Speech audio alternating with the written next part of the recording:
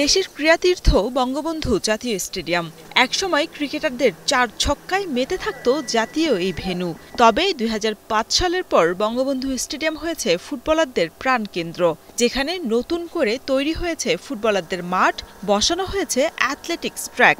তবে দীর্ঘদিন পর ক্রিকেটারদের পদচারণায় বঙ্গবন্ধু স্টেডিয়ামে আবারও আগের স্মৃতির পুনরাবৃত্তি। আকরাম খান, হাবিবুল বাশার নয়, এবার নতুন প্রজন্মের নাজমুল হোসেন শান্ত, আফিফ হোসেনদের সঙ্গে দীর্ঘ ২০ বছর পর জাতীয় স্টেডিয়ামে নিজের ফিটনেস পরীক্ষা দিলেন মাহমুদুল্লাহ রিয়াদ। কঠিন এই পরীক্ষায় রিয়াদ দীর্ঘদিনের সতীর্থ মুশফিকুর রহিমকেও পেয়েছেন পাশে। ফুটবল মাঠে ফুটবল না খেলে অপূর্ণ থাকতে চায়নি কোনো ক্রিকেটার। তাই তো ওয়ার্ম আপের পরই ফুটবল নিয়ে নিজেদের মধ্যে করেছেন খুনসুটি। এরপরই মমিনুল হক, তানজিম সাকিবদের নতুন ট্রেনার ন্যাথন কিলির দিক নির্দেশনায় দিয়েছেন ইয়ো টেস্ট। দৌড়েছেন ১৬০০ মিটার। ফিটনেস পরীক্ষায় কেমন করলেন ক্রিকেটাররা, জানিয়েছেন ট্রেনার ইফতেখার ইসলাম ইফতি।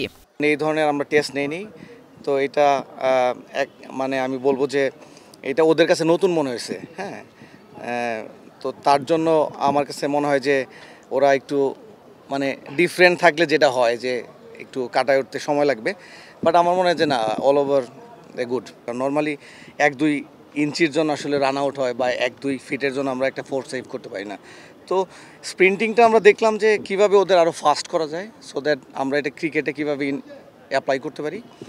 আর ওইটাকে দেখলাম যে আমাদের আসলে মাঠে থাকার ক্যাপাসিটিটা কী পরিমাণ, সেই হিসাবে আমরা ওদেরকে ওইখানে ইনপুট দেওয়ার চেষ্টা করব। মিরপুরের হোম অফ ক্রিকেট ছেড়ে ঐতিহাসিক এই স্টেডিয়ামে ফিটনেস পরীক্ষা, কারণটা কি?